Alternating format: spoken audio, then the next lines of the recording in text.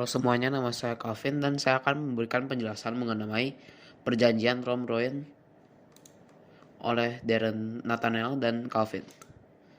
Pengertian, perjanjian Rom-Royen merupakan perjanjian antara Belanda dengan Indonesia untuk menyelesaikan beberapa masalah mengenai kemerdekaan Indonesia sebelum diadakannya KMB. Perjanjian ini dimulai pada 14 April 1949, kemudian ditandatangani pada 7 Mei 1949 di Hotel Des Indes, Jakarta, di bawah pengawasan UNCI atau United Nations Commission for Indonesia. Pemberian nama. Pemberian ini diberi nama Perjanjian Rom-Royen karena nama perjanjian ini diambil dari nama perwakilan negara Indonesia dan juga Belanda, yaitu dari Indonesia Muhammad Roem, dari Belanda Dr. JYJ. Akhirnya diberi nama Perjanjian Rom-Royen. Latar belakang, serangan Belanda ke Yogyakarta. Agresi militer Belanda 2. Berhasilnya serangan umum 1 Maret yang dilakukan pasca proklamasi kemerdekaan. Belanda menahan para pemimpin Indonesia yang menuai ancaman dunia internasional, terutama AS dan Dewan PBB. Perwakilan tiap negara Indonesia: Muhammad Roem, Ali Sastromijojo, Dr. Lemena, Ratu Hani, Irha Juanda Kartawijaya, Profesor Dr. Supomo S.A.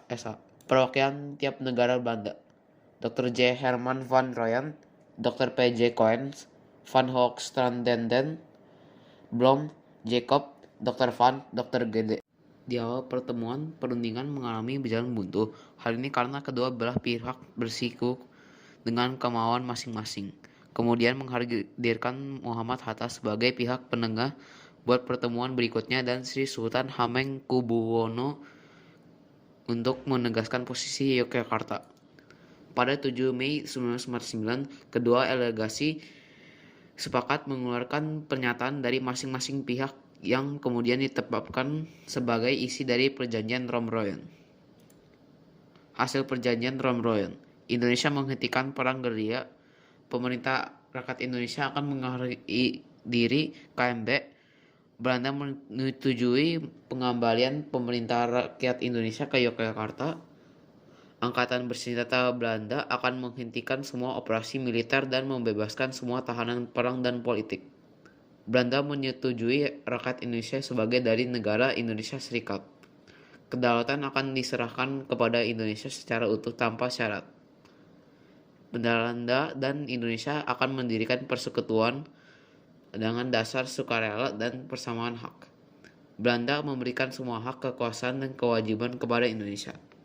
Dampak Perjanjian Rom-Royen: Soekarno dan Muhammad Hatta kembali ke Yogyakarta dari pengasingan dari 6 Juli 1949. Penyerahan mandat kepresidenan kepada Soekarno oleh Syarifuddin Prawiranegara.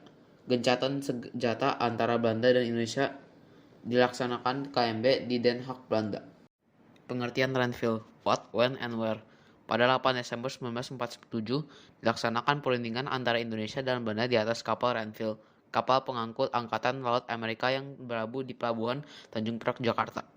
Perjanjian Renville diambil setelah Belanda tak kunjung menetapi hasil Perjanjian Linggarjati 1947, yaitu mengakui kedaulatan Indonesia secara de facto. Sementara Indonesia juga merasa bahwa Perjanjian Linggarjati tidak dapat menguntungkan karena wilayah yang diakui sangatlah sempit. Pemberian nama Renville. Nama Perjanjian Renville diambil dari nama kapal perang USS Renville. Perjanjian ini terjadi pada 18 Desember 1947 hingga 17 Januari 1948. Kapal USS Renville disepakati karena merupakan tempat netral dan telah berlabuh di Pelabuhan Tanjung Priok, Jakarta. Latar belakang Renville. Why? Latar belakang terlaksanakannya Perjanjian Renville adalah tindakan Belanda yang tidak mematuhi isi persetujuan Linggarjati. Perwakilan setiap negara Indonesia dan Belanda. Perwakilan Indonesia ketua adalah Perdana Menteri Amir Syafruddin, Wakil Mr. Ali Sastromijojo, dan Agus Salim. Anggotanya adalah Dr. Lemena, Bapak Latuharhari, dan Kolonel TB Simatupang. Delegasi Belanda dipimpin oleh Raden Abdul Kadir Wijojo Atmojo. Jalan perundingan Renville. How? Setelah disepakati pada 17 Januari 1948, Perjanjian Renville memuat beberapa persetujuan, yaitu Belanda hanya mengakui Jawa Tengah, Yogyakarta, dan Sumatera sebagai bagian wilayah Republik Indonesia. Disetujuinya sebuah garis demarkasi yang memisahkan wilayah Indonesia dan daerah pendudukan Belanda. TNI harus ditarik mundur dari daerah-daerah kantongnya di wilayah pendudukan di Jawa Barat dan Jawa Timur. Hasil Perjanjian Renville, Republik Indonesia menjadi bagian dari RIS. Belanda tetap berkuasa penuh atas Indonesia sebelum RIS dibentuk. Wilayah Indonesia yang diakui Belanda adalah Jawa Tengah, Yogyakarta, dan Sumatera. Wilayah kekuasaan Indonesia dengan Belanda dipisahkan oleh garis demarkasi yang disebut garis Van Mook. Dampak Perjanjian Renville.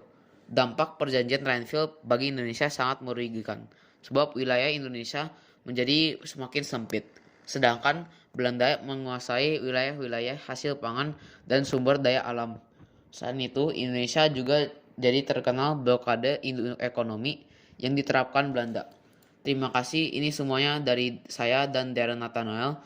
Semoga kalian bisa lebih berpendidikan dan mengetahui apa itu Perjanjian Roem-Royen dan Renville. Terima kasih.